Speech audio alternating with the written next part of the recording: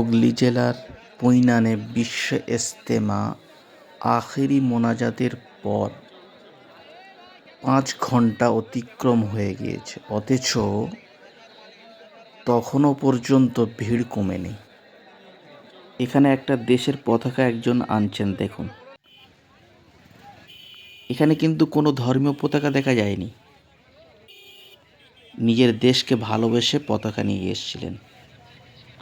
আরেকটা জিনিস লক্ষ্য করুন, এখানে একটা মন্দির আছে, দেখুন দেখুন ভালো করে। এটা একটা মন্দির।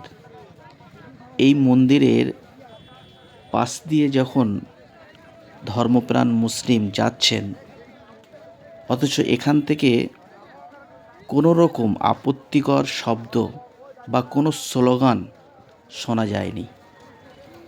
এটাই ইসলামের শিক্ষা।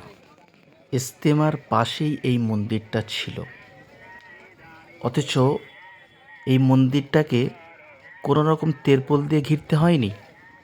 মুসলিম অন্যায়ভাবে কারোর ক্ষতি করে না, এটাই তার প্রমাণ।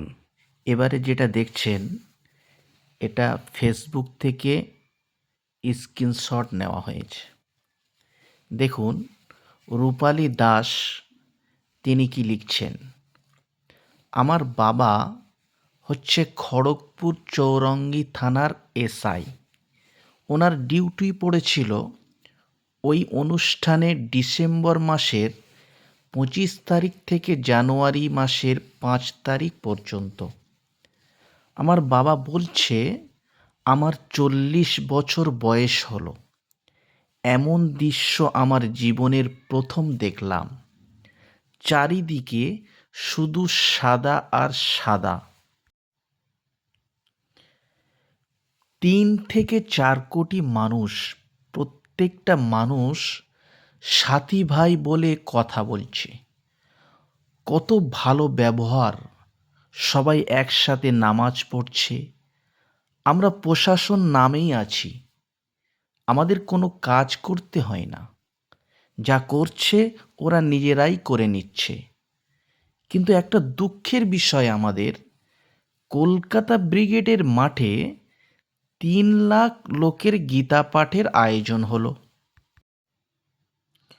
ওখানে এমন একটা ঝামেলা হলো, সারা পৃথিবীর মানুষ জেনে গেল যে গীতা পাঠ করতে যাবার নাম করে সাধারণ অসহায় গরিব মানুষকে ধরে মারধর করে।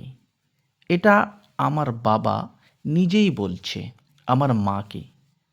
আমরা সবাই একসাথে বসেছিলাম, তখনই বলছে। ওই কথাটা আমি আপনাদের কাছে শেয়ার করলাম এই পোস্টটা দেখে। এটা একটি স্ক্রিনশট ছিল, একটি রূপালী দাস বোনের একটি স্ক্রিনশট। খুব ভালো লাগলো, তিনি সত্য কথাটা তুলে ধরেছেন।